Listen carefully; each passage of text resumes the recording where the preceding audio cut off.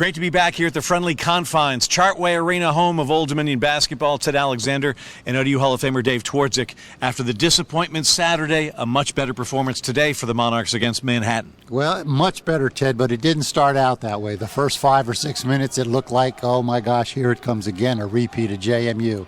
Jeff Jones took a quick timeout, hooked 3 of his starters, sent a message to them. They came back in. It was a different game after that. Talk a little bit about the fact that when a coach does that, it's not like he's putting someone in the doghouse. He's just trying to sort of reboot their attitude toward that particular contest. That's a little bit of a wake-up call, it is. And I don't know what Jeff says, but it doesn't matter. It's the embarrassment of being taken out, and it's now, okay, fellas, what we were doing wasn't the right thing. Let's go out and play the right way. Monarchs fell behind the Jaspers by as many as 7 points in the first half, but then they started chipping away, playing better, getting better shots, etc. And by the intermission, they were up 35-30. Patience on the offensive end combined with much better defense. Manhattan starts out shooting 4 out of 7. After that, the defense changed, much better help, denying penetration, and that was the difference. Kalu Ezekpe, another solid game for the Monarchs. 4 blocks in the first half alone, and he was a force there. Had a little bit of foul trouble, but still going to be a necessary component.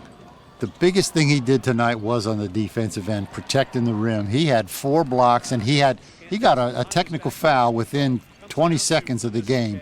So he started out behind the 8 ball with the 1 foul, never got in foul trouble until later on in the half. How about his replacement, Austin Trice? Maybe a bit of an off performance at James Madison, but boy, tonight he was cooking. Well, it was definitely an off performance at James Madison, but tonight he's a high energy guy and he had things going. He attacked the rim and was able to finish.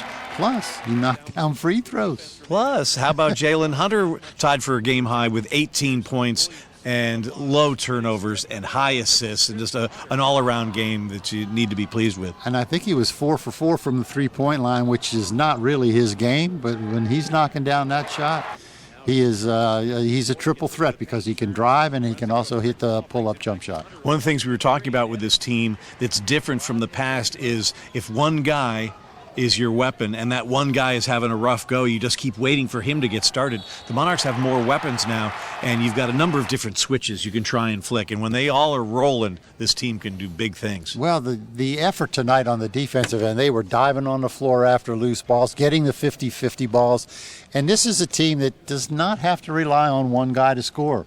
One night, somebody could be hot and you're going to him. Other nights, but we are going to have balanced scoring. Off to Myrtle Beach for the Myrtle Beach Invitational. Indiana State, the first opponent.